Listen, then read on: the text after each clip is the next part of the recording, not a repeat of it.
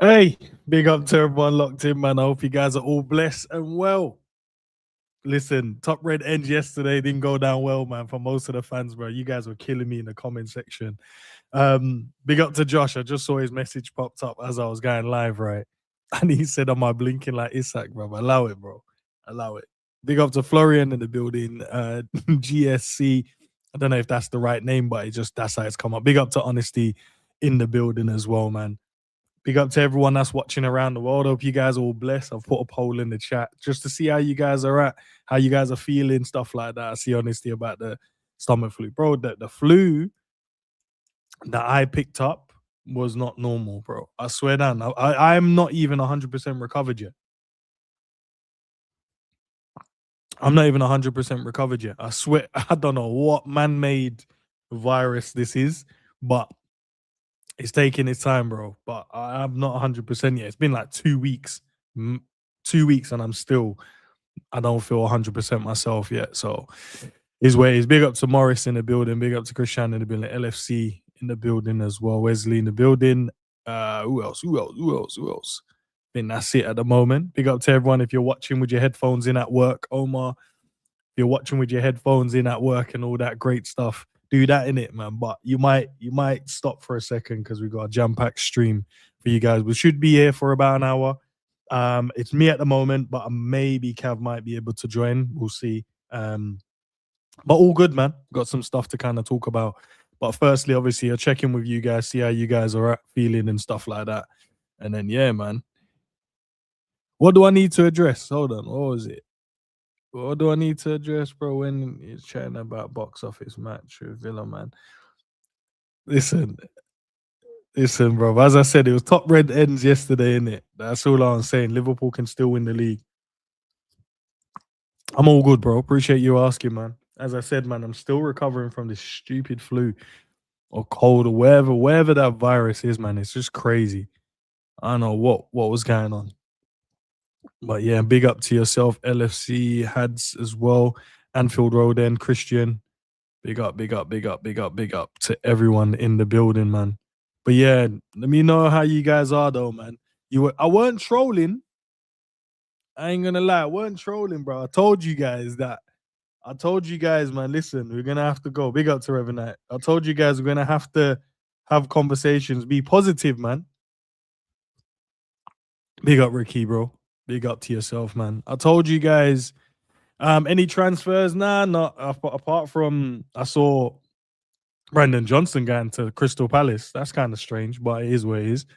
Nothing on the front about Gahey yet, and Semenyo looks like he's finalizing his move to Manchester City. So apart from that, that's really it. But we have got some movement in the coaching staff, as you guys can see on the screen. Mr. Aaron Briggs has been sacked, not leaving. I know they put it all nicely, leaves Liverpool. Now you got sacked, my guy.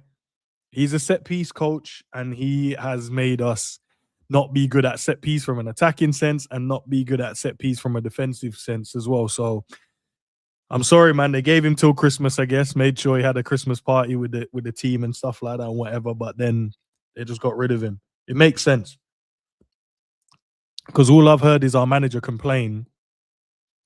About set pieces since this guy's been here, bro. We've been in negative. All he speaks about is a negative thing. Last season we scored this amount of set pieces. This season we're not. He was speaking about, the set pieces, excuse me, help us unlock teams and stuff like that. It does at times. Don't get me wrong, but yeah, nah, he had to go, man. He had to go. The set pieces were a joke. And look, do I blame him solely for all the set pieces going wrong? No, because I feel like if you look at some of the set pieces we've conceded this season, it's been like player error. I don't know if it's like, oh, the players are not in the right areas. They are in the right areas. They're just reacting really slow.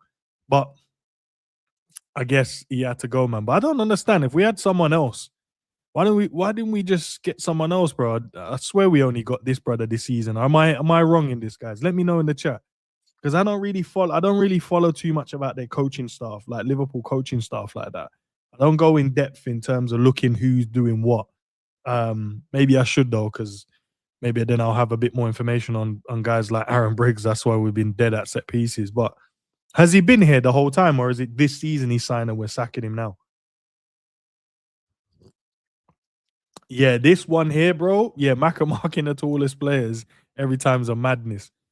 Yeah, they use him as the blocker in it, but I'm like, I'm sure there's other tall players. But then he probably puts all the tall players in the areas where the ball's gonna land, right? This guy wasn't even hired as a set piece originally ends. This is what I'm saying. So what was his original job then? What did we get him in to do? What was his original job? Because clearly he got a promotion, right? Yeah, he started this season. Okay, cool, cool. Big up, new.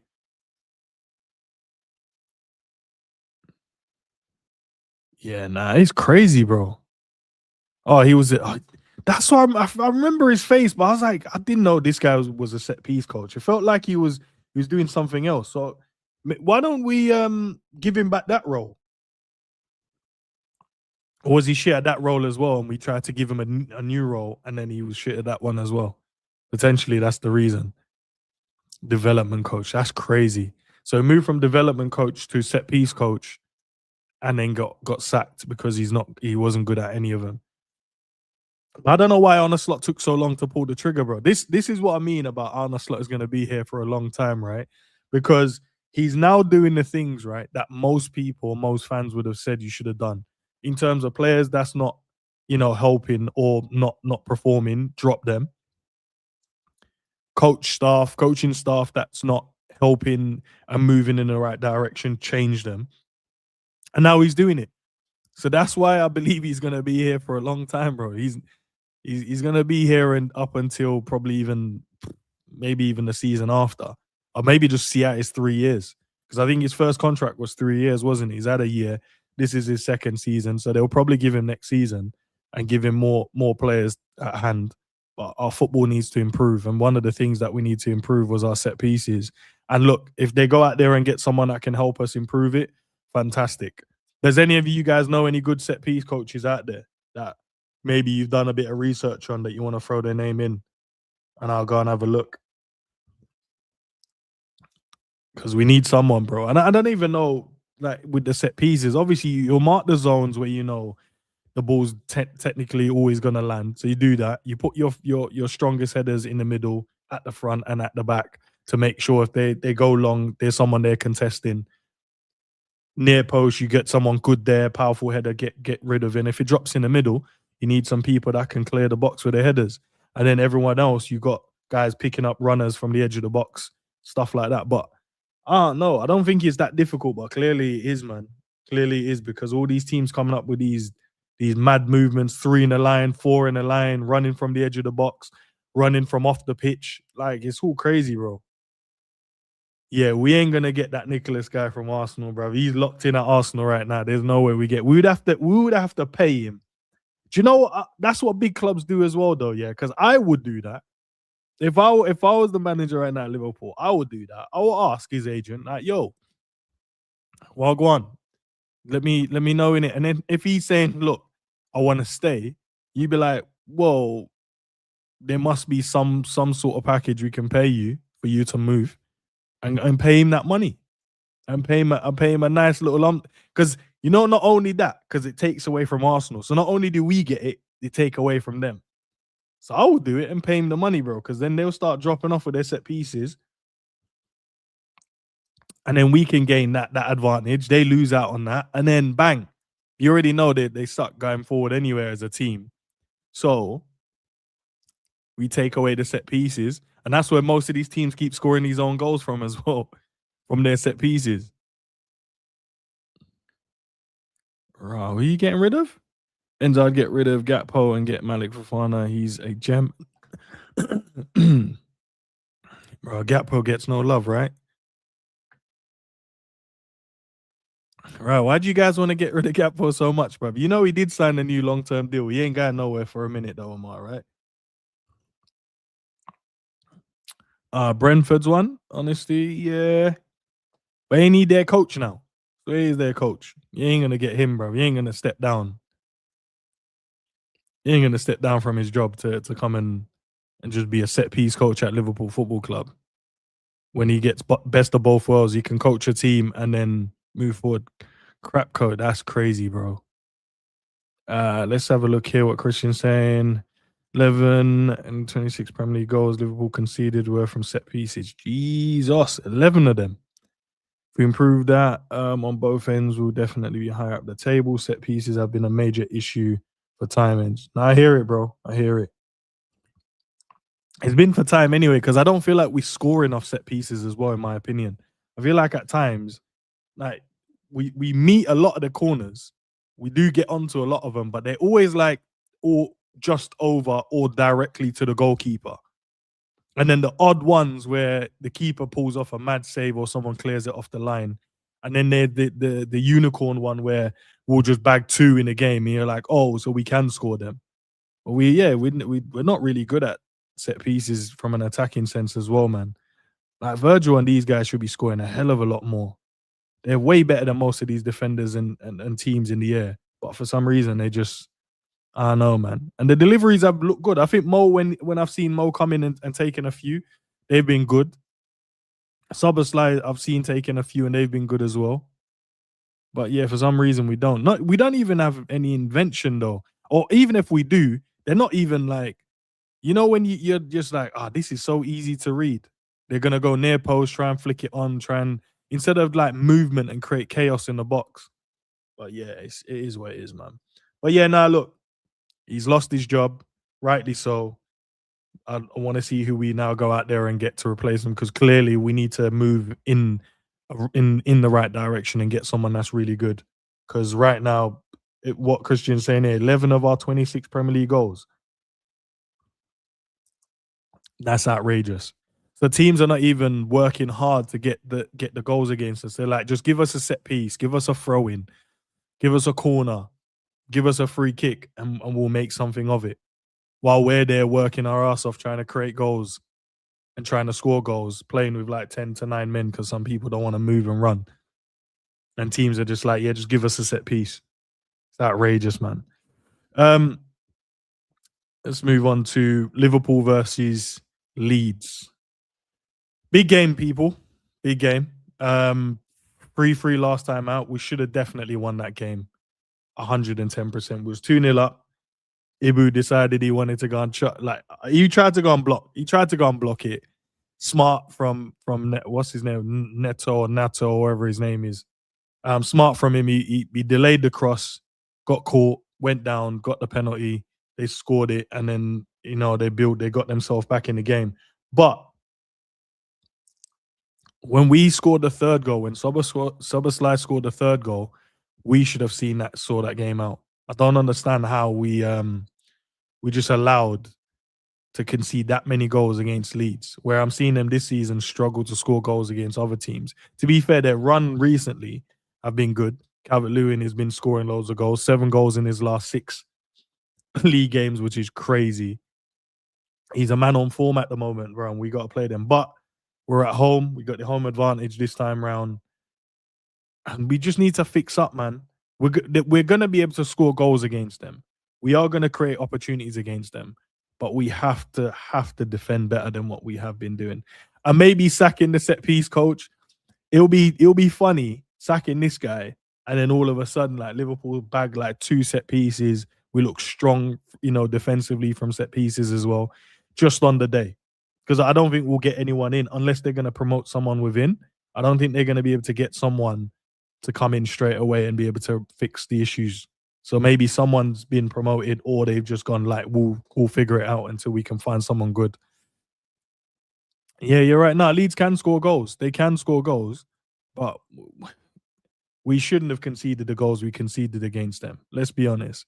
We dropped off too far against them as well.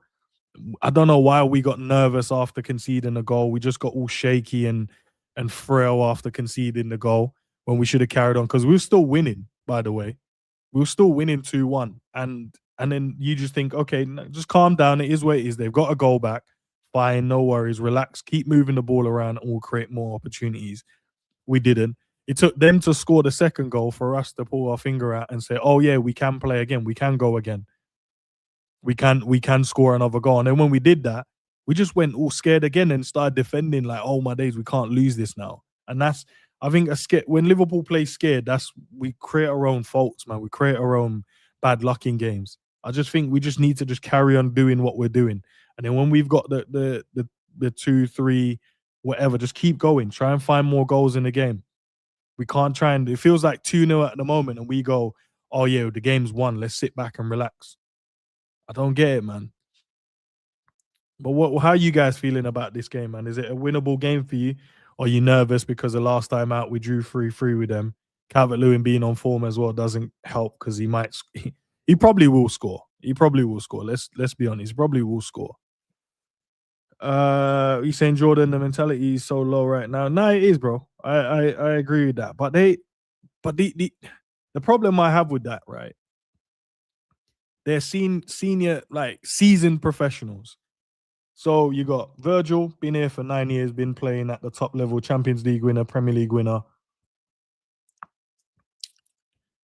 Salah, same. McAllister's won World Cups and Premier Leagues and stuff like that. All the lads in the team has won a Premier League, bar the new guys. But the new guys that's come in, you're talking about Wirtz, Bundesliga champion, Frimpong the exact same. Ekitike is probably the one you go, okay, he's probably not got nothing significant yet, but he was at PSG, so probably picked up, but maybe not. He didn't feel like he was a part of that team winning all of those stuff. So maybe he's not got that yet. But apart from that, Isak just come off the back of winning a trophy himself. Maybe Kirkett, that's the only one. Robbo, senior, Allison, senior, Gomez has been here, done it. Ibu's been here, done it. Jones has been here, done it. Soboslai has been winning trophies. So the players have got it. So I don't understand why they've got this weak mentality, bro, when we concede. And I feel like they should be a lot stronger than what they are. I feel like I don't get it, man. I just don't get it from them. What's this one here? It says I'm still waiting for our boys to click. Yeah, we used that word. I can't remember. It's ages back, didn't we? We said the word click. I think it was a stream with G and Sav, and was talking about what's this click thing. We will click eventually, bro, I guess. And I think probably where we haven't lost in 7, you'd say there's some combinations working. Like you'd say Kirkes, him and Wirtz look like they've got something going there.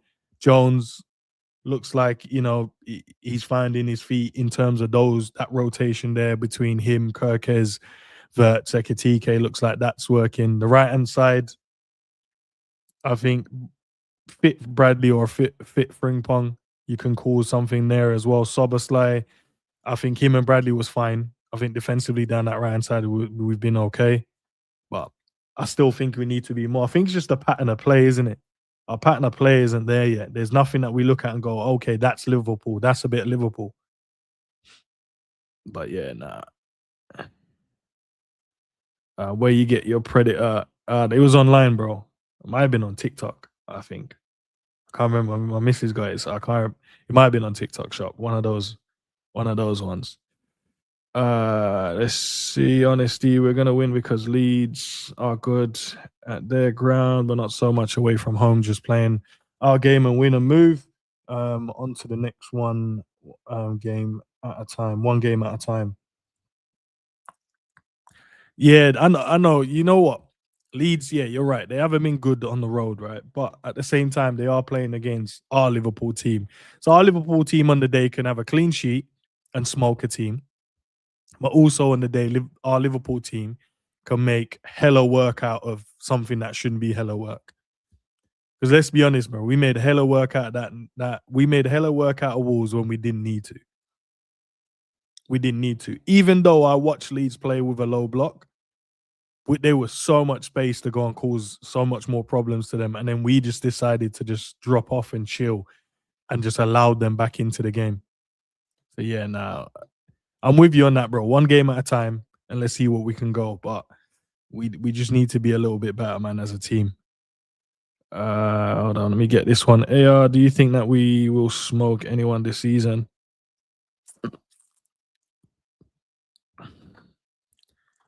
I'm trying to think who we could.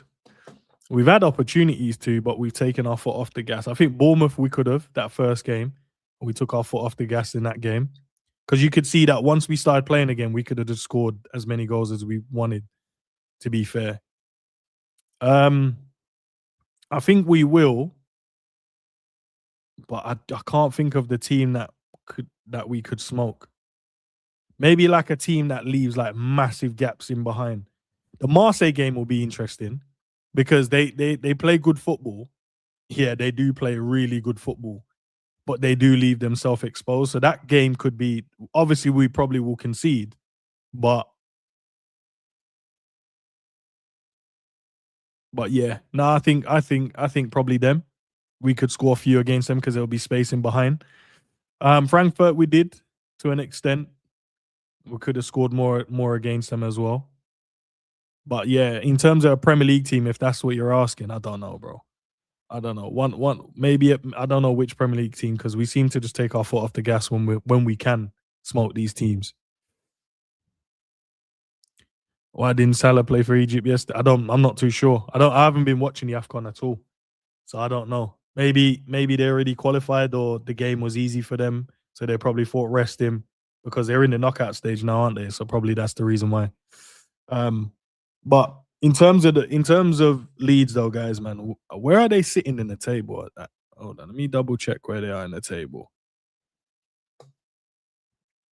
It shouldn't matter where they are in the table, to be fair, but they could be playing for something. Hold on, let's have a look. Where is it?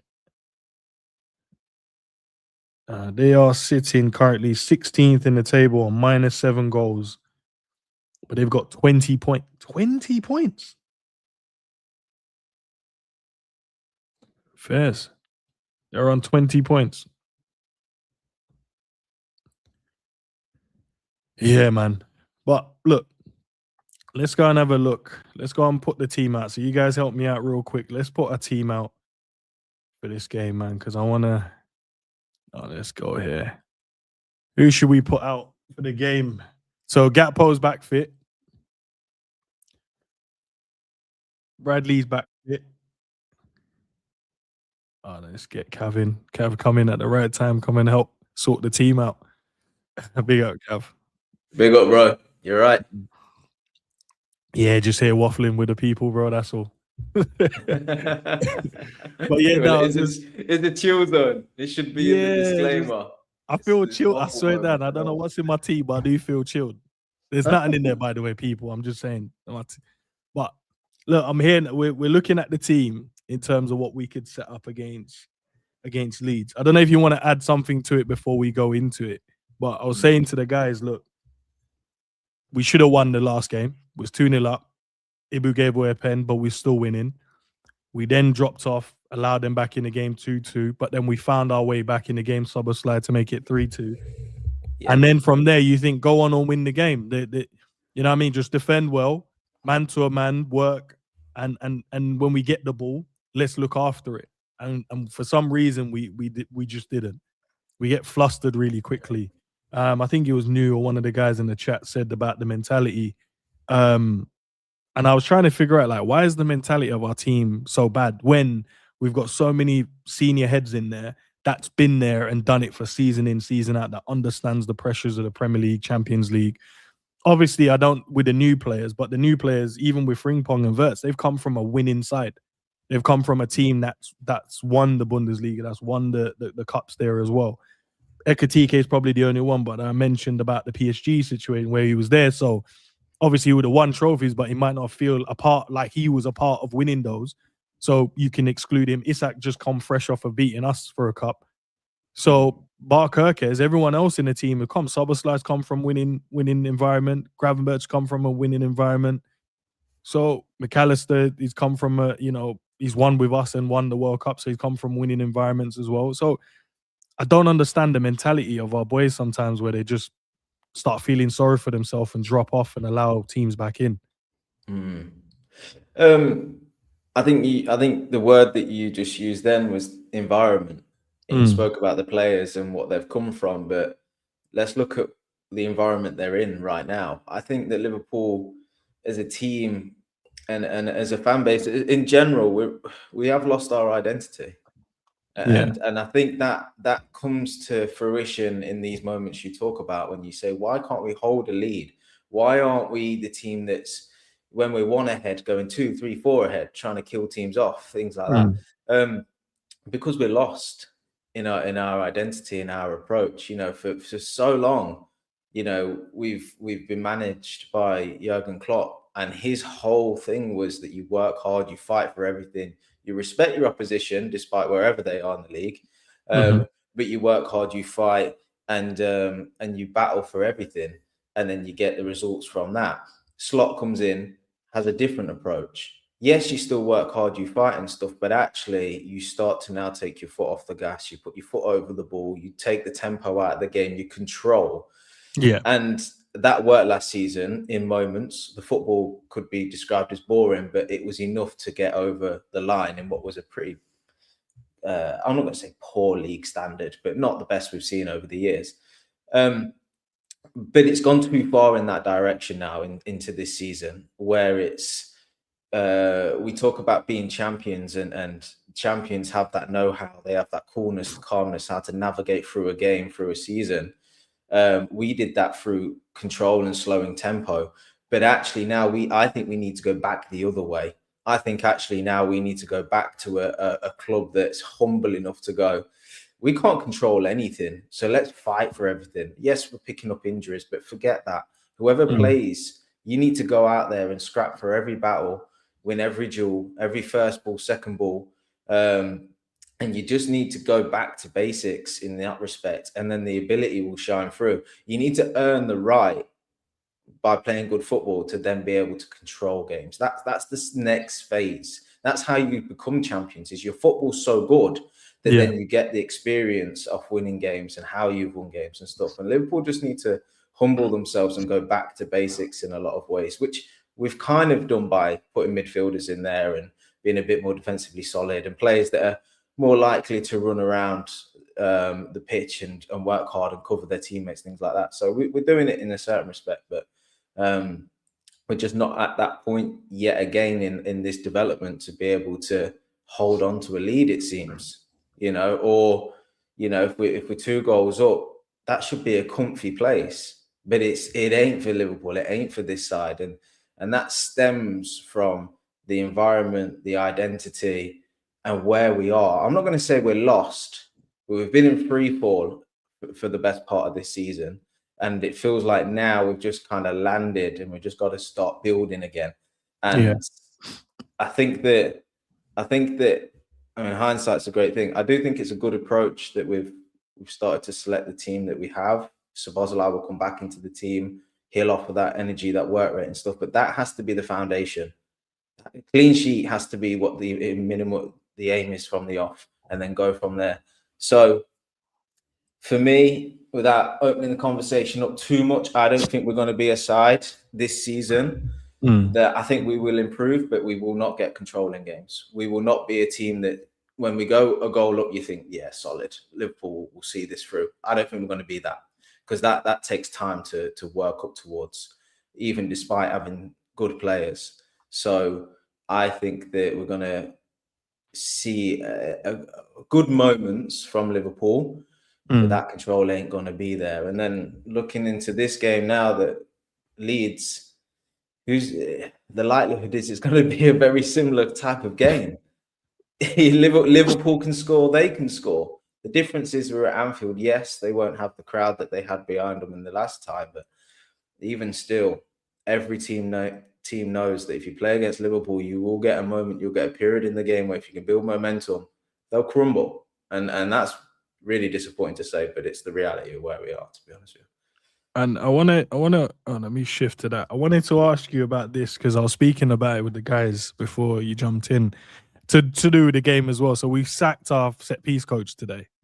Have we? Yeah, Aaron Briggs. Hey, I'd never celebrate anyone getting sacked. But I'm saying that finally, bro, it could work in a positive way for us, because it could mean like all of a sudden in this game we score like 2 set pieces out of nothing, and then we might look more solid defensively from set pieces as well, which is kind of crazy that we just waited till now to get rid of him. Because all I've heard is the manager this season speak about, we've been in net negative about set pieces. Like, we keep conceding. At this time last year, we had this. Now we have that. And I'm like, so clearly he hasn't been doing his job right. So, but obviously I don't go into a lot of what the coaches do. So I was asking the guys in the chat and they were like, he was like head of development or something like that first. Then obviously he's been given the role as set piece coach. And I was like, I don't know if that's a jump. Head of development and set piece, like, are they like a natural progression, does it? Yeah, that because you're looking at how to make players better, but that doesn't equate to like set pieces. I don't know. Maybe he had that extra on there, or they just thought, oh, let's just put him into this role. Because I did hear at the start of the season, we were trying to get someone through the door for another coach, and I think something fell through. So I'm thinking whether that was probably the problem. And then we've gone, oh, someone needs to take this role. So here you go. You might as well take it, Aaron Briggs. Yeah. And it's crazy because Sav mentioned him yesterday on the stream, and then today today he's gone. Yeah, hey, I'm not saying it's that bad influence, but you know, coincidences and that. Yeah, look, Slot's been saying it all season because it's been true. With conceding set pieces undermines everything that you do. Yeah, you know, you can play really well in the game, you can work hard to get ahead, and if you know you're susceptible of conceding goals at set pieces, it just puts that anxiety into your team. Suddenly, the defenders are worried about kicking the ball out for a throw in because they know they're going to face a long throw. They don't want to sort of put challenges in or get ricochets out for corners that most opposition forwards will play for in certain situations. They're anxious about that because then they know they've then got to defend the corner to come in. So it's not just the set piece that is the problem. It's the anxiety of giving away a set piece and how that affects your defending, which is the knock-on effect. So Slot's been talking about it all season. It's been clear to see how terrible we've been defending them. Scoring them, I don't think we've been good either. And if we've got a set piece coach, then all the fingers need to point to him, right? Because that is your job. I'll be honest with you, I don't quite know how you become a set piece coach. Because I don't either, bro. Hold on. I said then. 1 second, let me bring it so we can so the people can see it. Hold on. Sorry, 1 sec. There we go. But I tell you what though, Ends, like in the past year or two, so much has been made about set piece coaches. Like you see the cameras pan to them in the dugout, and they seem to be like stood next to the manager at all times, and they become known. Whereas in years gone by, you didn't know who the set piece coaches were, unless it's your club and you know your coaches. But I should know who the Newcastle set piece coach is or the Arsenal set piece coach is. Yeah, these guys are famous people. So if it is now a thing and set pieces are that important in the game, Liverpool need to have one of the best out there. And it seemingly looks like we didn't have that. So look, I don't want to celebrate anybody losing their job, but look, I love my club, man. And I think in football, though, Kev, though, innit? We're fans, innit? So it's not about whether you should be happy someone loses their job, innit? But we're fans. Like, if you're not doing a good job, mate, then I'm sorry. We need other people. And it ain't as if he's going on the dole, is it? Yeah, like you know how much money he probably just get a job somewhere else. Oh, bro, these guys get straight back into jobs as well. Maybe sometimes it depends in it because it's Liverpool. Do you get another Liverpool club that stature? Probably not straight away. Maybe you do. I don't know. Let's see what happens in it. But he might just pop back. You never know. Like it could be like, oh yeah, he's a part of Pep Guardiola's team now. And you're like, what? Wait. Because they might see a different role for him in it and give him something else. But if he was doing the head of development and all of that stuff, you probably like demote him back to doing that. But clearly they've probably got someone better in that role now. So they're like, well, there's no room for you or space. So we're gonna have to. But I was saying as well, Cav, right? It took Arne Slot to get to the brink of losing his job, right? To make the changes that I think any sane fan would have said to him, like, yo, there's players in the team that's not playing well, drop them. There's clearly a problem with the set pieces because we keep and you keep speaking about it. Change the set piece coach then. And it took him to get to the brink of losing his job to go, I am going to drop Salah. I'm going to drop, like, he needs to drop McAllister. And I think that's the next one he needs to do as well. But let's see what happens with that one. He's dropped Cody in previous game. I think if we would have got Gay through the door and Leone didn't get the injury, I think you'd have probably seen Kanate hold some bench at some points as well in the season based around performances. So, but it's taking him now. Like, now is the moment where he's like, oh, okay. But do you think it's because we've settled the ship now? Now he's thinking a lot more clearly now. So now he's thinking, okay, what can I now do to sustain us winning, like how we've been winning games? Because we're unbeaten in 7 now, 2 draws, 5 wins. So he's probably thinking a lot more clearer now to go, what do I need to change to keep us going in the right direction? Yeah, possibly. Look, I don't think Slot's the right man for Liverpool. So this isn't to defend him, but I will try and put a positive spin on this. He's not just chucked people out. At the end of the day, he is as a coach. These are his coaches. He is solely responsible for setting up the team to get wins, right, and win trophies. That's Slot's sole role, and when it's not been going well for him, which has been most of this season, what he hasn't done is just chuck people out. And there's a bit of credit you can give to somebody is from a human side of things, that he's in tough times still actually trusted in the people that he employed and gave them time to work things out. I just think that 6 months is probably a good amount of time to give somebody. So it probably is more of a timing thing, a loyalty to the people he's employed, the loyalty to his team, because the coaches are a team, and it's probably giving him enough time to try and work this out. Recognizes that actually 6 months is long enough. He's not worked it out respectfully. Now is the time to go. So look, you can give Slot a bit of credit for that. He's handled himself relatively well in press conferences and stuff, because he could have come out and said some even more wild things, or I know he's chucked some players, mentioned some names and said some things, but overall he's dealt with a really tough situation, which he has put himself in quite well in that respect. So look, credit to him for that. But reason as to why it's now probably is what you're saying. When everything's going wrong, you suddenly have so many things to sort, and his priority is keeping players fit, getting them back playing well, setting up the team, and probably not so much of the back of house stuff. Now the team is playing well. He's probably looking at the fixtures ahead. It's past Christmas time. He's probably looking at going into January and all sorts of things he needs to consider about getting this club back to where it needs to be. Probably is the right time to start moving people on, and that's back of our staff or coaches or whatever it is. And then we're January coming up, probably players as well. It's a review period. You're constantly reviewing the team and what's going on. That never stops. But when you're in the lead up to the new year, I mean, we all do it, don't we? We look at what next year objectives are and things like this, and we start evaluating what we need to change. But it's leading up to the new year. Christmas is gone. We've not ruined this guy's Christmas. New year, fresh approach, all of that sort of stuff. So that's why I said he was at the Christmas party. We sacked him after. I think he needed to go from what we see, and I think the timing is whilst we'd have liked it sooner because we want the set pieces sorted out sooner. I think from a human perspective, it's probably a respectful time to let somebody go if there ever was one. Yeah. Now, listen, I hear it. That's why I think in the world of business, man, sometimes you got these crazy bosses and they're like, listen, get rid of this guy, get him out now. And then the other boss, like the human aspects, like give him time. I'm sure he's just going through a difficult period. Let's see what happens. I just don't know which one I would fall under at times. Sometimes I'm just like, my head gets hot and I'm just like, nah, if we fix this early, we're fine. But yeah, it is what it is, man. But let's get into sorting this team out.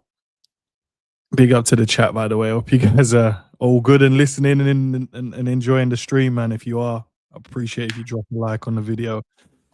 Big up to everyone that's joined in late as well. I see you guys. Big up, man. Hope you guys are blessed. Okay, all good, all good. But looking at the team, guys, chat, love your help with this one as well now. So, as I said, Bradley's back fit. Cody's back fit. Salah's still at AFCON, so we don't have him available in the squad. I'm not too sure about Gomez just yet. I'm waiting. I think tomorrow is the press conference for Arne Slot, so I'm sure he'll he'll mention him. But even if he comes back, he's not going to start because the 2 right backs are fit. So he'll probably start those guys. Szoboszlai will be back as well, available to the squad after coming back, serving his suspension, which is good because the one game I didn't want him to miss was the Arsenal one, and I felt like the longer that 4 or 5 yellow card thing stood over his head, I wanted to make sure we get a quick reset as quickly as possible. I think Cav was just sorting out his camera and stuff, so he'll be back in a sec.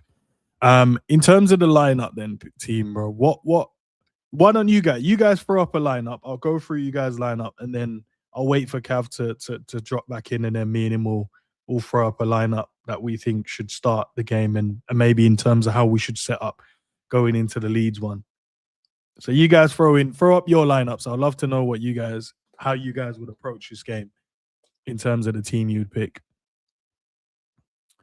What are you saying? Frimpong and Bradley on the right hand side. I wouldn't start both our fullbacks, if I'm being honest, bro. I'd start one, and then bring the other one on if needs be. And then if he goes, because in the last game he put Bradley on and moved Frimpong to the right wing, didn't he? But I think that was more because of Szoboszlai not being available. I think if Sabo was available, I think he probably just swaps them out for each other. And I think he just swaps them out for each other. Let's get Cav back in.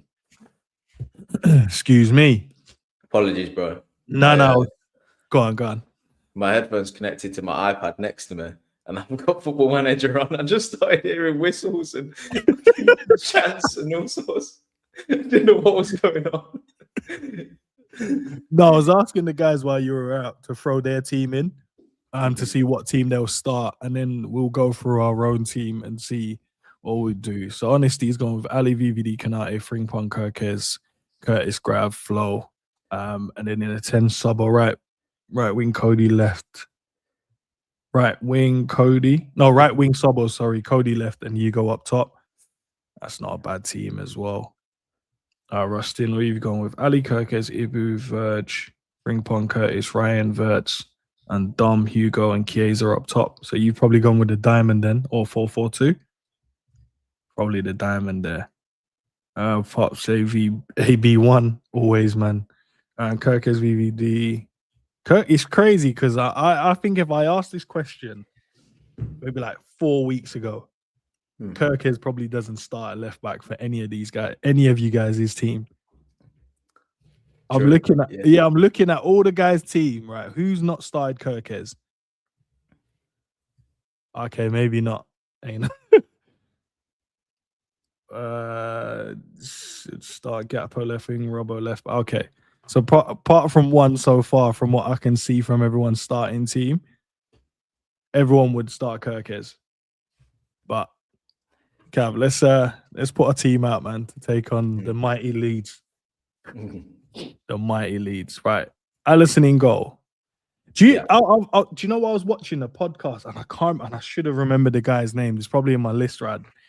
And they were talking about like Alisson, and even though he's been back, they feel like there's still something about him that he's not at his best, even though he's pulled off some mad saves in game.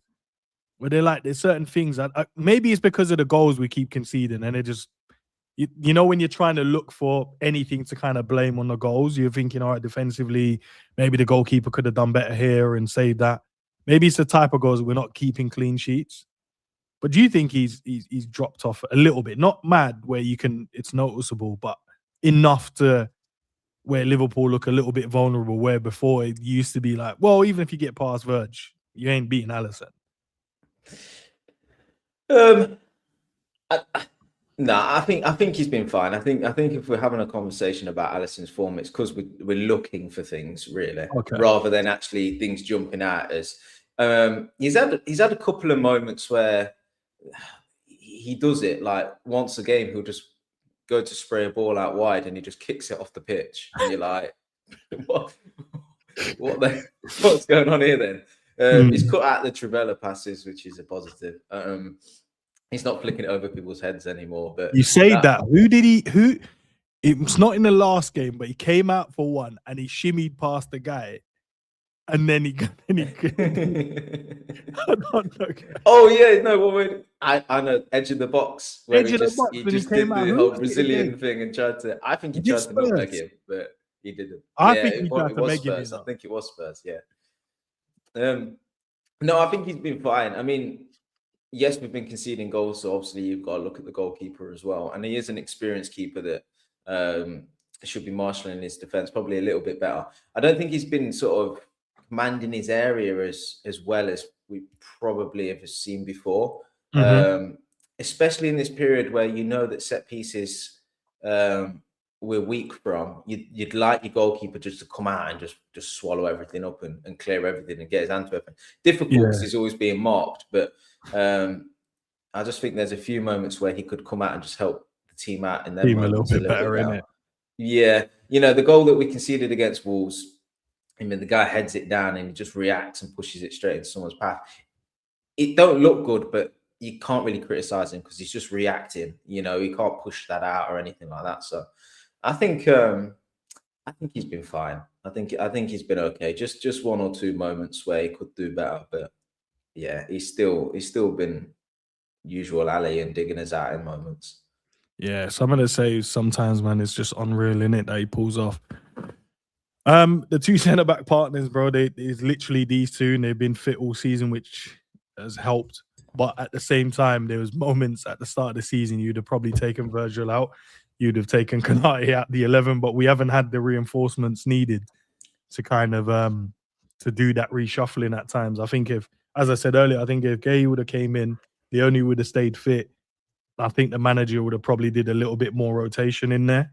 Maybe not so much Virgil. I think, but he's just like whatever. Virgil can do whatever, and he will stay. But Kanate definitely would have done it too. And then if Virgil did certain things and he thought, oh, maybe in a game Kanate and Gay look good, he might have just gone with it, just maybe to rest Virgil in a game where if not needed. But these have been our two, man. And well, I think we've conceded 6 goals in our last 7 games. I think. So probably not been bad compared to what it was before. Do you think there's been any improvement between the two of them, or is it anything noticeable that you go actually they've done better now? I think Virgil sort of stayed consistent, and that level hasn't been at his best. You know, I think it was only against Spurs that he sort of kicked out, missed the ball, and we conceded. So their moments are still there. He's still trying to defend with his arse cheeks at times.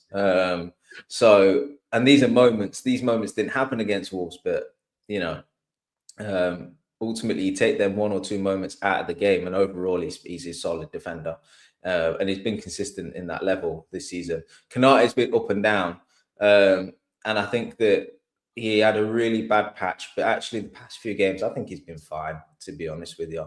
And I really thought about it yesterday when we had the conversation about the lack of a defensive 6 ahead of them and the importance of that. And so I'm just a bit kinder to Kanate when reviewing his performances, because the individual errors, there's some stupid ones in there, and they wholeheartedly sit with him. But overall in the game, these two, I think, do need more defensive cover from the guys in front of them. There's too many moments, you've seen it even against Wolves, there's too many moments where McAllister's up the pitch, Gravenberch up the pitch, they're jogging back, and the opposition are running with the ball literally at the back 4. That shouldn't be happening. That shouldn't be happening. There should be maybe 1 or 2 moments where Kanate's got to make a decision to step out and be aggressive, and the other one cover or such. But it's just too often. It's too often these players are just running directly at the back 4, and any defender is gonna have them mistakes in them, and that happens so often. So I just think that they probably need a little bit more help in front of them, which they have got in more recent weeks. Kanate's cut out the errors, which has just resulted in them being fine, in my opinion. I'd have liked for Kanate to have got up with the goal we conceded against Wolves, and I do lay some blame on him, or a lot of the blame on him for the goal that we conceded. Other than that, I think they're okay. They're not back to their best. Yeah, they're not the Virgil and Kanate of last season, They're not even close, to be honest with you. But they've been all right past few games, I think. I think it merits a 4th position at the moment. Kirkes, fullback wise, yeah, I'm gonna throw him in. Yeah. Honestly, I think when I've seen a guy that's now gone on not even gone on the radar in a bad way, but he's gone under the radar in a good way, where before everyone was calling for his head and they need to get out there. He couldn't control the ball, kicking out of play, mistiming tackles. And he just slowly found a bit of rhythm, a bit of form. And defensively, he's been sound, Yeah. I haven't looked at his previous games, and I'm just like, he hasn't kind of put a foot wrong. And even if he has, you're allowed 1 in a game, a couple, maybe 2 in a game, depending on, does it lead to a goal though? Then you can argue the case there. But you're gonna miss time some tackles at times because the wingers are good that you're playing up against. They are fast players as well. They are jinky players that can change, direction really quickly.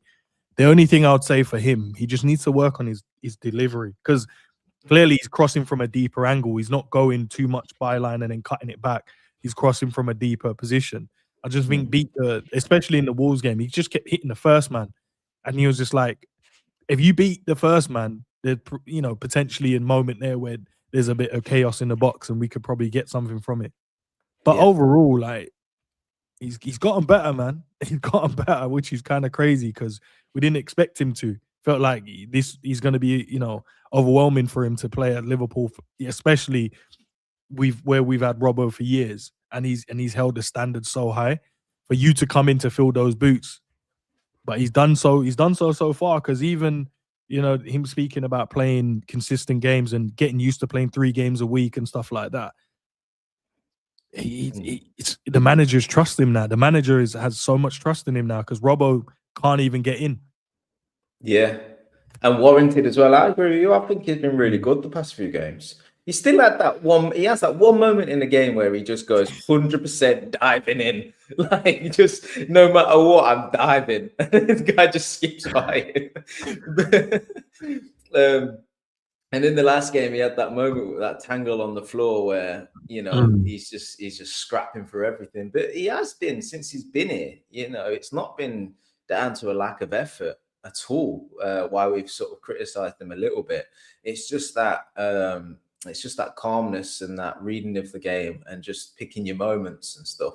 I think it's been mentioned in the chat that I don't think he's being asked to invert as much as well.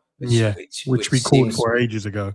Yeah, it seems quite apparent, and then it coincides with him just being on the outside a bit more of his natural game, and we're seeing better performances from him. So I don't think that's a coincidence. I think he's been really good. I think it's helped that he's playing behind Wirtz as well, because he's got a player there that does release the ball to him, whereas Gakpo just, he might as well be Casper the Ghost to Gakpo. You don't see him. So I think that's helped. Just for this game though, on the lineup, I wonder if, because we've got Fulham away in a few days, don't we? Just wonder if it's a game that we could just rotate him out of. And then I don't know whether he'll play this game and Fulham. And I'm just thinking, if he only plays one, which one would he be better suited to? And I'm leaning towards Fulham being the game, because we're going to need his pace and need his energy, and we're going to need him to stay wide to stretch the pitch at Craven Cottage. And I also think that against Leeds, we're probably going to have that. Well, they're up with Calvert-Lewin. They've got momentum. They've got excitement about them, and I just think we might opt for a bit more defensive solidity against Leeds, be it that we're at home, and back ourselves to then go and get a goal at home. And I just think that maybe Kirkes against Fulham might work a bit better, just in terms of the pace. No, it's a good shout. You need. No, it's a good shout. It's a good shout. Taking him out. No, it's a good shout, because I think the Leeds game obviously is the first, and I think we play on the 4th. So there's like a three day. So you'd probably go Robbo for this one, give Kirkes the rest, because he's played 5 in a row now, I think, and then put Kirkes back in for because I'm sure they're gonna probably start some fast wingers, and we're gonna need the speed. We're gonna need some pace in that game. So, that's a good shout, bro. It's a good shout. What about go on. He may go with Kirkes and just rotate him out on 60. I think has been suggested in the chat. That could well happen. And he could play Kirkes in both games, But Yeah, I just think that he might take him out for one of the games, and it would be this one. No, I think, and it's the home game. Robbo's more than adequate enough to come in and play in the game, and I think it's a perfect game to kind of put him back in as well, and then Kirkes can then get the rest and then come back in for the Fulham game. Right back. Yeah, so I personally would put Frimpong in there. Same. And this kind of coincides with, if I want a consistent back four, but if I'm going to rotate one out, I'd rotate out Kirkes, which means I have to leave Frimpong in. And I think it's warranted as well, because he had a good game against Wolves. And for me, he was the difference maker. And I think that, yes, he's susceptible to injuries. You don't want to rush him back and all this kind of stuff. But equally, there's a conversation about just letting players that are in form and positively impacting your team stay in the team. And I just think with your fullbacks, you've got to make a decision on one of them to rotate out. So I'd leave Frimpong in there. And I think that we need his energy, his pace. And I think it's a good message to send. If you can play like you did against Wolves, then you're in the side and you'll play. He's coming off the back of 2 games, 2 assists, isn't he? So I think he's got that confidence now as well. And defensively, he looked sound in the previous game. Didn't really look at anything that I thought, okay, you could have done better there. But in terms of him running from deep and picking up the ball out wide, just 1v1, he just stands you up and he goes by you. And as long as we got good runners, as long as we got good runners in the box, there's enough players there for a pick out. And he picked out Gravenberch so well. Because as I said to you in the previous stream and previous conversation, I thought it was a deflection. But the fact of him being able to run at speed and then the calmness and composure to pull it back in that area, not a bubbly pass either, like with precision, I was just like, all right, cool. He has to start now going forward. He has to. Yeah. Because look, if he wasn't in that side against Wolves, I'd be really concerned about where our goals would come from. Now, I know he's not involved in the second goal, but the second one, we relaxed. We could play our football a bit more. It was off the back of the momentum from getting the first. But that first goal wasn't coming. There was no energy in it. There was no tempo. There was no pace. There was no threat. And Frimpong's the sort of player that will just give you that pace. It will just change the dynamics of the game. It will get you from being slow, side to side passing to suddenly you're in the box and things are happening. And that is just purely down to his wants and ability to knock it by his man and get to an area of the pitch that he can then pull it back or create a chance or something. The last assist he got to the byline in the same way, but instead he checked back, left foot, yes, deflected. But because he's got that willingness to run into the box at pace, he creates opportunities. He opens up the chance creation, and this one's on a cutback. The last one against Spurs is on a check back on the left foot and dink over. We need that. We need that because I think Liverpool, as silky as Verts is and as good as Ekitike has been in moments and stuff, we lack such pace and creativity and somebody that's willing to do something from a standing start. And he's probably the only guy in the squad that it's the aggression, isn't it? The way that he attacks the player. So I love that because it makes them commit. So you have to decide, you want to go all the way with me or you're going to just allow me to go by you. And I think we'll get penalties as well, because of him. I think he'll run into the box. Someone will clip him eventually. He'll get a couple just by him running into the box, probably checking back and someone just clipping his ankles and he just goes over and we'll get pens. But in terms of the midfielding caveat, we'll put out all the midfielders. Who in the midfield are we going with? Because Sobo's back as well. All of them are fit, to be fair. There's no one not. From what I know now, but I don't know if the manager tomorrow will say, someone's got a knock. But from the pictures and the images and the video I've watched from the players, going to training today, all of them are there. All of them's got smiles on their face. They look like they're all available to play. What's the midfield? I would go Grav, Jones. Where's my boy Jones? So they're my pivot. Yeah. Just trying to think, just trying to think this one through. So Barzalai's in there, obviously, which means he's probably going to have to go on the right. Yeah. I'm putting Verts in the 10. You think he'll start him in a 10 for this one? Wait, do you want me to pick what I would do? Or No, pick what you think he'll do and also what you would do as well. Okay, I think he goes Gakpo on the left and then Ekitike up top. I think that's what Slot would pick. But I would make changes to that side. That Gakpo you still, but listen, it might be his reckoning. He comes back and bangs goals. And then everyone loves him again. What would you take out then? Would you go Verts on the wing then instead? Because the only other option you'd put McAllister in, and I don't think he'd like McAllister can't start, Cav. He probably will, but he can't. He can't start. I think we've stuck with Matt for a good amount of games now, and he's put in poor performances. I think, and again, I think that he usually does well against Fulham. He likes scoring against Fulham. Scored that banger a couple of years back. You bring him back in.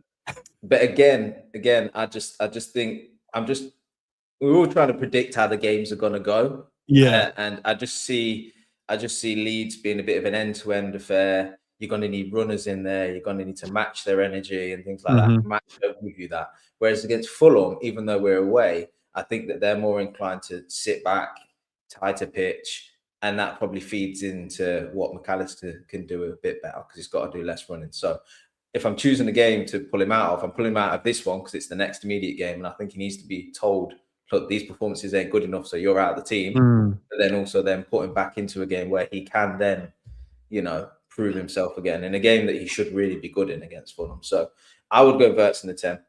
Me personally, I put Rio on the left. But I know that's not going to happen. It's not going to happen, isn't it? And it's crazy because you look at it and go, it gives you that perfect balance because every time the wingers get it, Szoboszlai more so wouldn't do the 1v1 stuff, but he'll tuck in and allow Frimpong to then go and do the 1v1s on this side. Yeah. And if you had Rio on that side and then Frimpong on the other side, just being aggressive and direct towards their fullbacks, there's free kicks to be had there, maybe even penalties, and maybe even some cutbacks for some goals. But will the manager do it? That's always the thinking, right? We're always trying to predict ways for him to improve. A lot of the things that we said in previous months, he's now doing it now, and we're like, if you did it earlier, could we have started winning games quicker than what we have been? Could we have turned it around a lot quicker than what we have been? Set piece ain't working. Clearly, the coach needs to go. Clearly, that the guys you're starting on the pitch needs to not be there because we're playing with 9 to 10 men because they're not doing enough running. Since you've changed that and put players that are running and giving and working, lo and behold, we started turning results around just because of just players being able to run and work hard. So the real one, Cav, you already know, man. I want this guy to start and play games of football, but this gaffer ain't gonna play him. He's Gakpo's back fit. That's his guy. He's gonna bring him back in. But Rio's a shout, man. He will. And if you play Rio in this game, like you say, Szoboszlai tucks in, Frimpong then has the space to provide the width and the pace on that side. Szoboszlai tucks in, Verts can drift around as he wants, but then Rio would also have Robertson behind him, an experienced defender that's going to guide him through as well. So you just think in terms of balance and, a game for him to come into and get some experience and stuff. I think it would work in this game, but obviously he's not going to pick Rio, so it will be Gakpo and then Ekitike up top. I'm not too sure about Verts in the 10, I'll be honest. That's where I see him. That's where I want him. But because he has been playing well, and I know, he's not really on the left. He does drift around. But I'm almost like, don't want to sort of upset his sort of form in any kind of way. So I'd be tempted to kind of leave him on the left. But that does then mean you have to put McAllister. back in the side, unless you put Szoboszlai in there and you put Chiesa on the right. But again, Chiesa, as much as I've wanted this guy to start like everybody else, he didn't light it up against Wolves, and he probably wasn't going to. He's sort of coming out of the cold, if you like, but he didn't do enough to sort of be like, yeah, he needs to be back in there again. So that's the problem we're going to have with him, isn't it? Because, and I knew that was going to be the normal context for everyone, is because he hasn't been playing, and then where we've been all calling for him to play, the notion is, no, you got to go and show why you should be starting. I knew you weren't going to come in. Like, you would have to have come in and even if he had played the game of his life, he probably wouldn't have played the next game anyway. So it doesn't really matter with him. So at the moment, he just has to get the minutes where the manager want to give you, and try and affect the game in a positive way when you come on and play. But yeah, he's never gonna start games consistently for Liverpool. He's not. It was just a bit. I think, yeah, he wasn't going to give you a stellar performance. There was just moments where sort of the passing was a little bit off. You know, there's a few moments where he sort of tried to play somebody through and it was just cut out too easily, or it was under hit and stuff. And it was just like, I don't know if that's the sort of moment you can put down to not playing, because you still train every day. So, you know, you still got the ball at your feet every day. You're fit.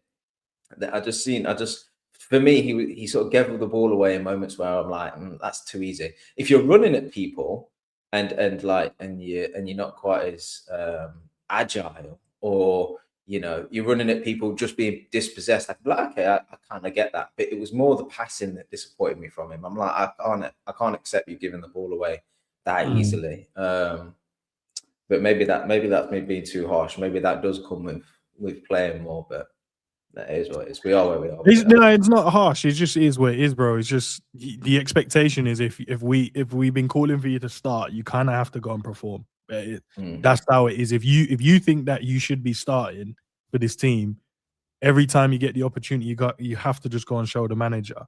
And he had, to be fair to him, he has showed, like, every time he's been given the minutes, whatever it may be, he got either scored, assisted, clearing shots off the line, stuff like that for us, and getting us points. But from a starting position, he has to kind of come in and score. He can't come in and try and be a part like one of the guys. He has to just come in and go, I need to be a difference maker today, or else I'm probably not going to get the opportunity to play much more minutes. Before we move off of the lineups, bro, chat, love to know as well what you guys think. 2 players that's going to be the difference maker for us. I think it's on Thursday, isn't it? We play. Rebenice has said in the chat, you know, not mention Trey. I'd love to have a conversation around Trey and talk about how he could be in this team and stuff. We just know he's not going to play. Yeah. And I know a bit about Trey because obviously his previous club is where I live. So all of my mates are supporters of this team, and they talk to me about him and stuff. And it's like, okay, the way they talk about him is like, yeah, he could definitely, you know, be playing more minutes for us. And I've seen some stuff as well. He's a good player, man. You know, when yourself and Sav talk about him and talk about how much you want him to play, I'm fully there as well, just purely off the stuff that I've heard around these parts. But it ain't gonna happen, unfortunately. The gaffer has to trust him in it to play him. The gaffer has to just realize, like, he's not just a body; he's actually got talent and he can play football. And if you trust him enough, he'll make things happen as well. But for some reason, I don't know, man. In this game, I know a part of the game is, you know, you have to trust the players that you have. But I always feel like trust can be built as well. And if you don't give them the opportunity to build trust, when are you going to be able to trust them? Because you bring in someone in like the cold for one game, there's so much pressure on that one player to kind of come in and prove and earn that trust from you to go, yeah, you can bring me in and play. But the other players have been able to build that trust over game by game. So I think it's a little bit unfair if we do it just based off of one game. You have to give someone a run of games. And I always think a run of 5 games is enough to see if someone's good enough to play. I know you can look at it after game one and go, yeah, he's probably not good enough. But I think a run of five games. The first game is normally, look, do they have the confidence? Can they come in off the at the cold, the confidence to show what they're about? If they can't, second game, how do you bounce back if from a negative standpoint? Or was the first game just a fluke and you was just good in that moment, and the second game you just absolutely not good enough? And then you can see, then you can build on the consistency of a game 3, game 4, and game 5, and then that from there you can go, do you know what? He's got it. Yeah, and like, don't get me wrong, like Slot is put together, put a load of midfielders in this team, and we've got results. That much is true.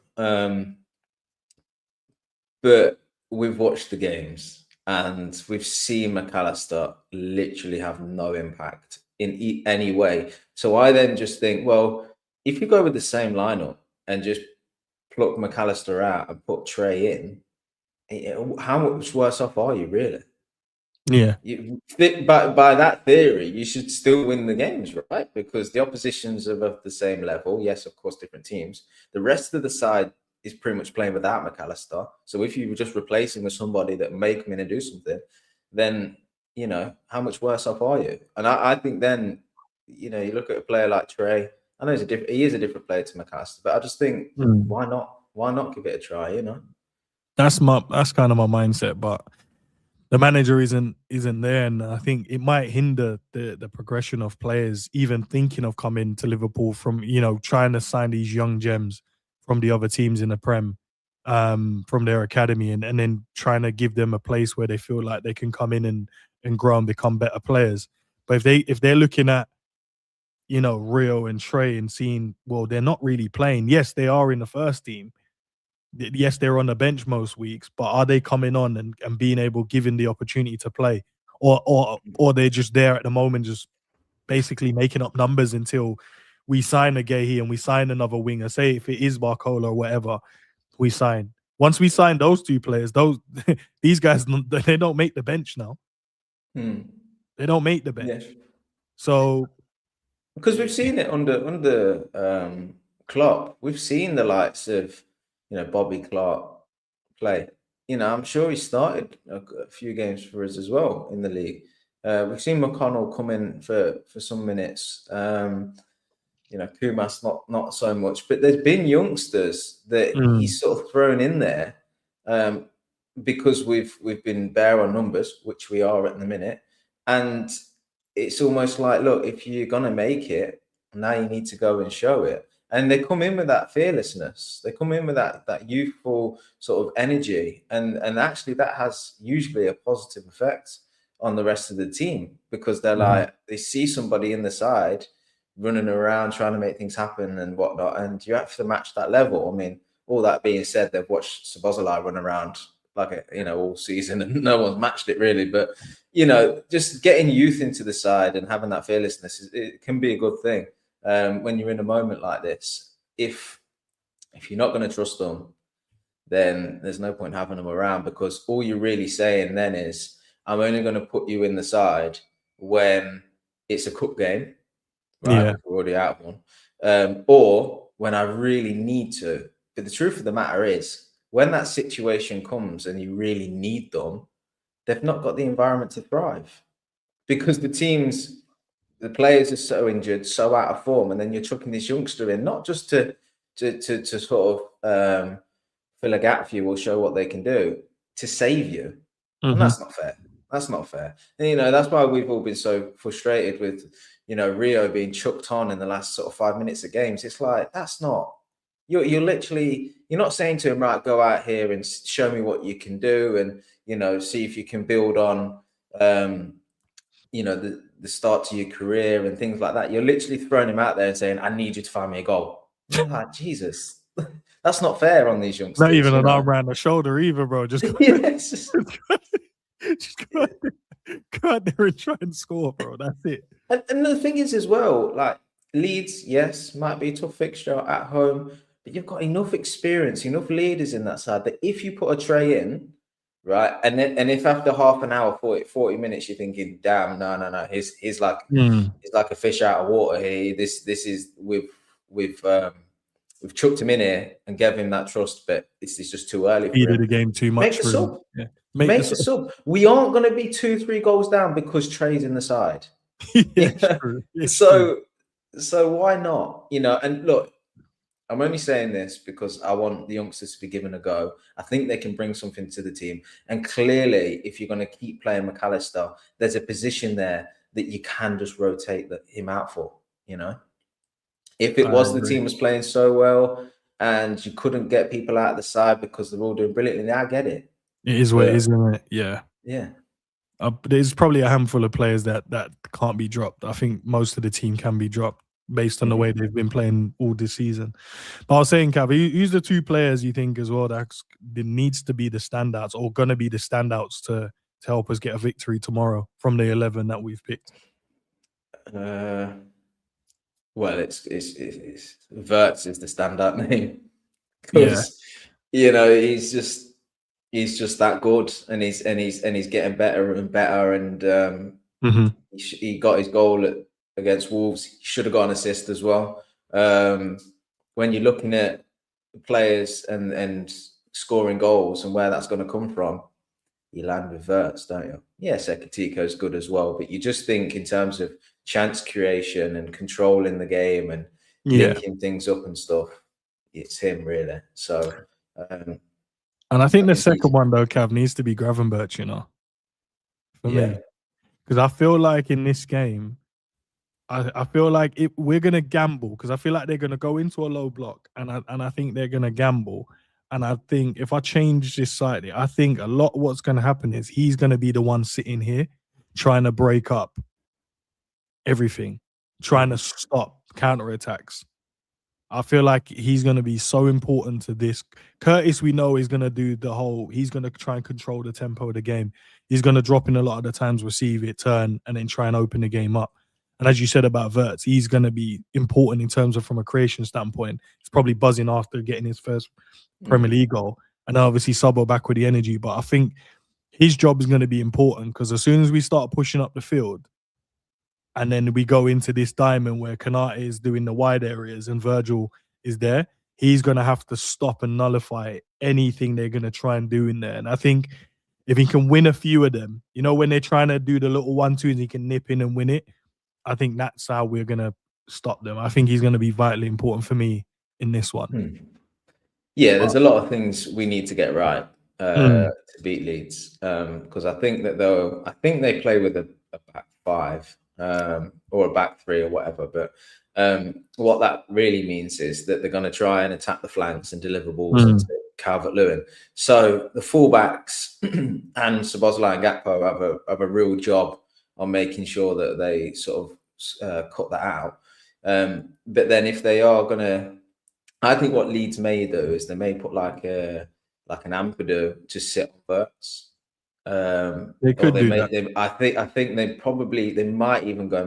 They might not go man for man, but I think that they will recognise the importance of Verts, and if they play that sort of 5-man sort of midfield or 5 at the back, whatever it is, they'll have numbers in that area of the pitch that I think that they'll sacrifice one. And I think it'll be him where they just have him sit on Verts. And then they'll try and overload in certain areas. So the midfielder got a real job on their hands, to be honest with you, to try and nullify that. But I'll go along with the Gravenberch shout and the Vert shout because it's up to those guys really to break away from the press. It's up to them to break the lines. It's to set the tempo and find pockets where they can release the other players. Gravenberch, we spoke about him at length yesterday and his performances and stuff.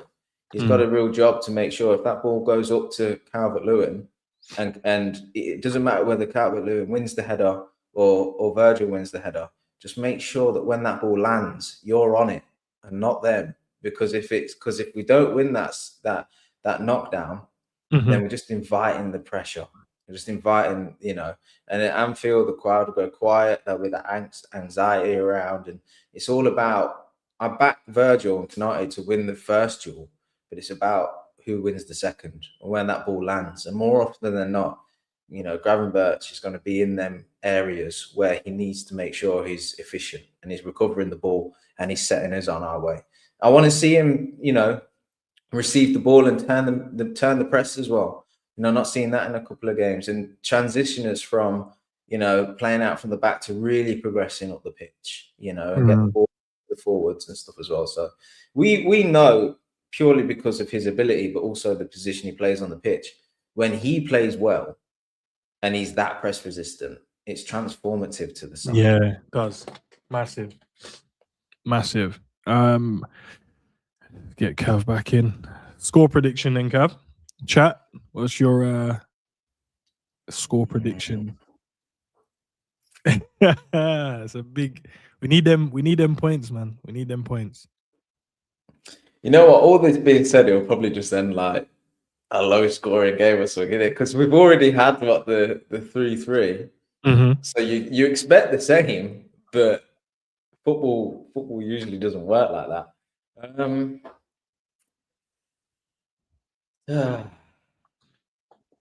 We're at home, innit? Yeah, we're at home. Winning games. I need Anfield to turn up, man.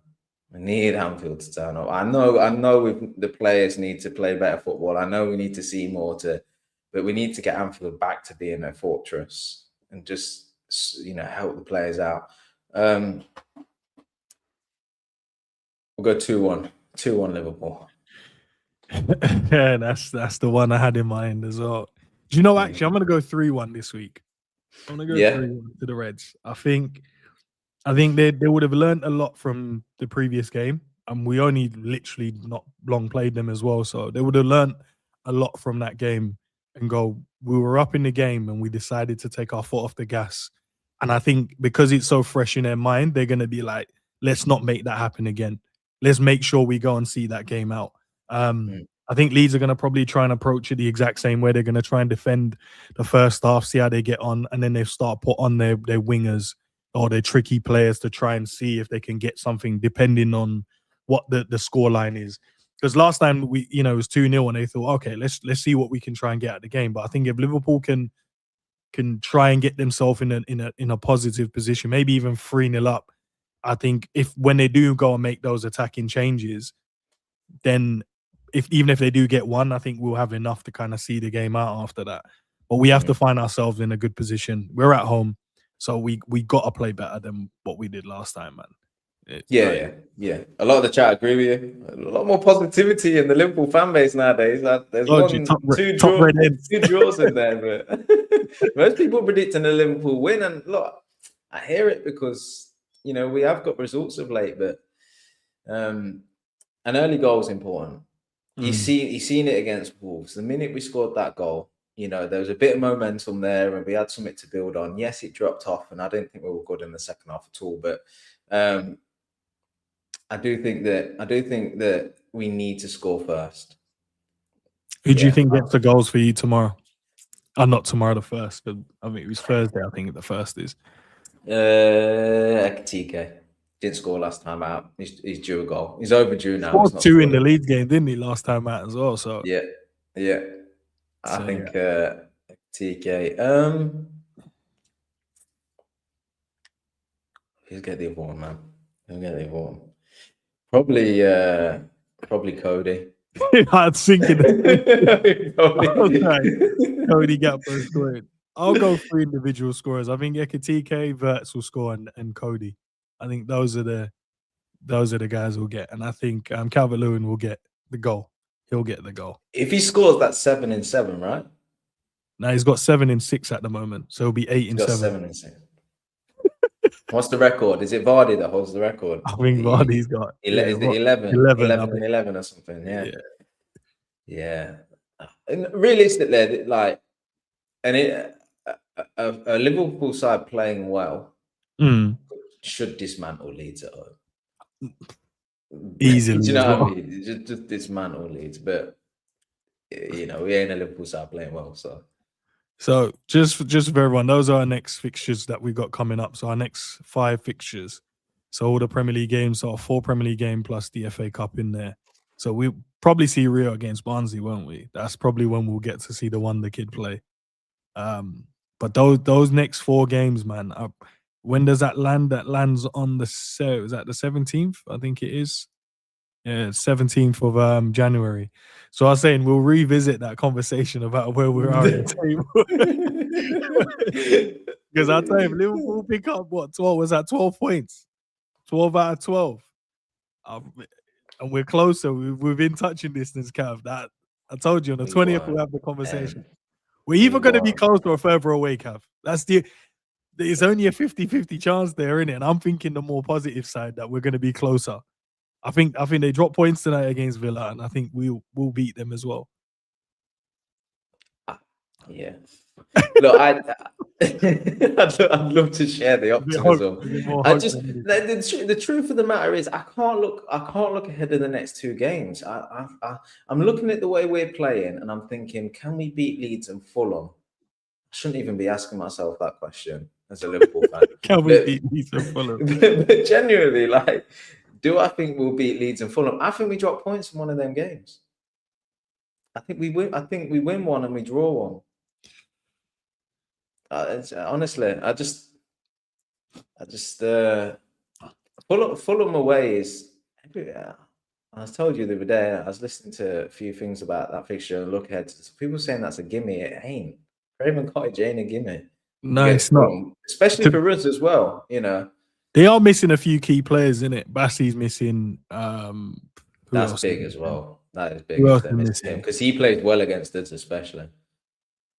Yeah, he normally does. I think they're missing like 3 players. Chukwueze is missing as well. Who else is missing? Why can't I think of his name?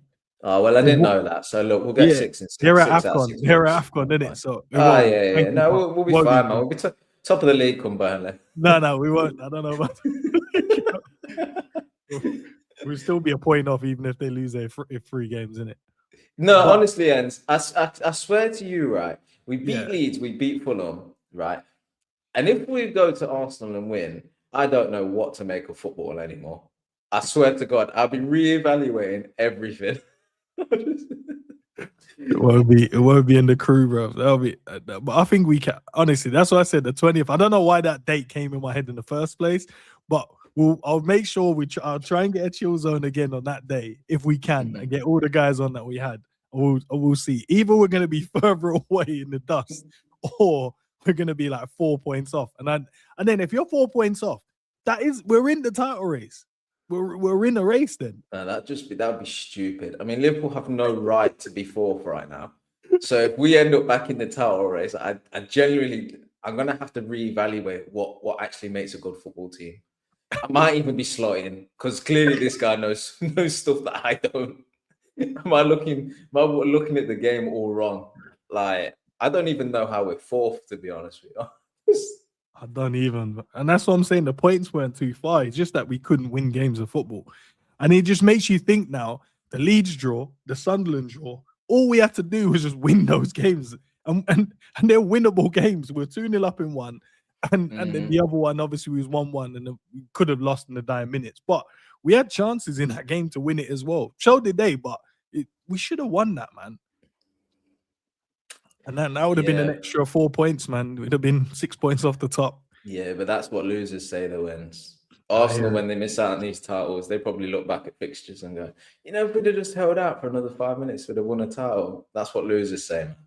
But yeah, those are the fixtures at the moment. I think, what is it? Tuesday, all of these games. So we got jam-packed games all today. I don't even know everyone. So Arsenal, Villa, Man United, Wolves. That Man United Wolves game could be so boring, but it could be like a 4-4 or something. It's like a random game, innit? They only just played each other as well, I think, because I watched the first half and the first tie, and I switched it off, and then there was all the goals in the second half. Disappointing. Yeah, and then obviously we play Leeds, Sunderland, man. That Sunderland. Do you think Man City could drop points there or not? That's tasty. No, they could. I don't think they will, but that'll be a tough fixture. Sunderland away. Yeah, some interesting games, man. But I need Villa, man. I know they're not gonna have Matty Cash because he's suspended. Who else is missing? There was one other player that got suspended in the game as well because they picked up a yellow card. So Matty Cash and someone else is missing. But I'm just hoping with Ollie Watkins scoring the 2 goals and getting that little fire back in his belly, maybe he's got something there. Anana came on and looked really good in the centre mid, so he'll be available for that game. Mm. But I don't know. I don't know how they're going to play, how they're going to set up, how they're going to look. Because Villa can be one hand, they look frail, and then they'll just pop up and score a couple of goals, and you're like, what? Yeah. Like, why didn't you guys do that from the start? But Arsenal are a strong team. So I just need them to drop points. That's all I need. That's all I need. But is it Camera? Yeah, Camera is missing as well. Big up Bizzle. He got suspended as well. So they're missing two starters. Yeah. But they'll still be good though. I think it'll be a tight game. I do think Arsenal will probably get the points there, but it's a bad time to play Villa because they are in form. Rodgers as well. Watkins coming off, scoring 2 goals, including the winner. You've got to start him now. Yeah, they're a good side, man. They've got good players, Villa. They're a funny team though. They're a funny side because it wouldn't surprise me if they just, drop down the table from here and end up 8th. They're just that kind of team. I got Villa fans not too far away from me. I got a Villa fan at work, and every time I talk to him, he's always so disappointed. He's whinging and moaning about the side, and then you look at the table and you're like, hold on a minute.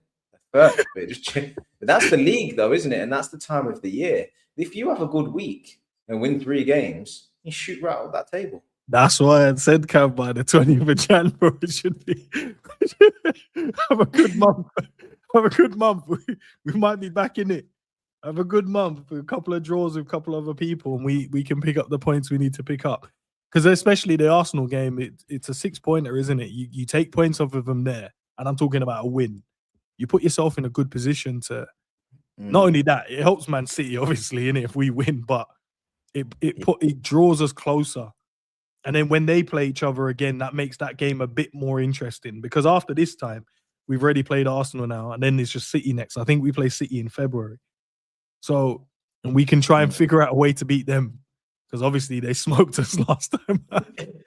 They smoked us.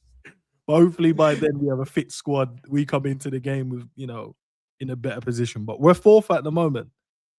4th at the moment. On or up. So. All right, Ends. Let me ask you this then before we shoot. Go on. If you could shake hands on a deal now that Liverpool finish 4th at the end of the season, will you take that? Nah. Nah, I feel like we can get more. Eternal optimist, man. No, I feel like they can. Top red. Nah. We say nah, not even taking 4. No, because have like 4. It's nothing in it, man. I think, bro. I don't know. Like it is 10 points. It's a lot. Don't get me wrong. And Arsenal don't look vulnerable, but I do feel like they have a moment in the season where they'll just falter, bro. They will just have a moment where they just. And it might not be like games they lose. It would just be draws. It just be draws. Mad? About a month ago, when we were losing every single game we played, if I offered you top 4, I know you're taking it. I told you things change after wins. Yeah, I can't lie. We might need to. We're gonna have to eat some humble pie if Slot turns around, and if we get to the end of them fixtures you just brought up and Liverpool win, and Slot turns around and goes, "Yo, I had 1 bad month, 2 bad months. Relax." Right, it'd be mad because it's the same as Salah. It's like Salah only he'd been dropped for like a week and he crashed out, and we just crashed out because he had a bad month. Nah, honest. That's why I said if Arne Slot turns this around and wins it, he's definitely being offered another contract, and we're gonna have him for like 5 years. Because there's be nothing we can say. Like after that, if he turns it around and comes back and nicks the Premier League, what can you say after that? You can't say anything. Can't say nothing. You can't say everything. You're just gonna have to, accept it for what it is. I mean, the football went from being boring to now being completely dead. And if we end up winning two league titles, I don't know, man. I might have to just like find a local team just to get like the football excitement from, and then just Liverpool winning's customary. Yeah, nah, and then you just check your phone and go, okay, yep, another 2-1. Got scared in the second half, but we're all right. But leave it there, man. Big up. Appreciate you jumping in, Cav, man. Chat. Hope you enjoyed it as well. Tomorrow we've got a members video, and then Thursday build up, and then we've got the call in after. I'm not sure if Sav is doing the watch along, but he might be. I haven't seen anything scheduled yet, but everything's up and scheduled for you guys. Should be interesting, man. Top red. I told you I'm top red going forward, Cav, man. We'll see in it. Hey, why not be positive, man? Given the choice, be glass half full and all that. Yeah. Yeah, we're winning games of football, but let's see, because if we do some dumb stuff against Leeds, it might trigger me. No. If you're a top red, right? Yeah. When Liverpool lose against Leeds and lose against Fulham, I can't wait to see what you're going to say about, because you're top red now. So you're gonna have to tell me, how Slot got it right, and it was just the referee decision, or you're gonna have to come up with something. Because if you're top red, bro, you got to find them excuses. I like how you give me the referee one early. Yeah, I'll give you a little. You gave us 5 fouls, but they got 17. I'm like, clearly there's a bias in the game. You'd be like, yeah, if Ekatike took that chance that hit the bar, and we lost 5-1. You'd be like, yeah, but momentum in the game, it would have shifted, it would have gone in our favor. I still think we can. We're in the bottom half of the table again. Yeah, but I still think there's a chance, just back the You're only 17 points off. I can't wait for it. I can't wait for you to. But I also can't wait, because by January the 20th, if we're like 4 points off. Hey, if we end up at another parade in May,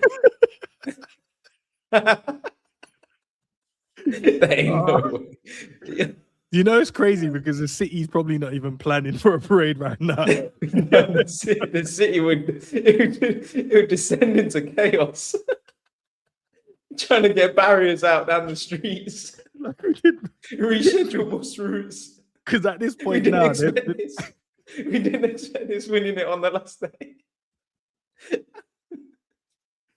Fuck's sake, because I know they haven't printed out. Normally by now they start thinking, okay, who's going to be most likely to win the Prem? Let's start printing out the 2025, 2026 Premier League champions, and then we're not even considered in that at the moment. They're like, well, let's have a little look. Maybe Villa might be amongst it. Let's put Man City there definitely, and Arsenal there definitely. Let's make sure we print those out. Liverpool one ain't considered. They're probably even thinking about Chelsea's one. Like, nah, Chelsea might. Hey, was it last year the photos got released of like the Arsenal had this sort of champions banner, and it was just like tucked away in storage. Yo, put that away. Whoever took that photo is a dickhead, bro. He's definitely a rival fan, just working in the business, just working at Arsenal. Because there's no way I'd take that and then post that as banner in my club. I would never do that. You wouldn't even know that we had that. I'd be like, well, we just knew in it. We kind of in-house, we gave up early. We knew. So we didn't print nothing. But to take it and it's in storage. Why is it even in storage? Why? Just throw it. It's not needed.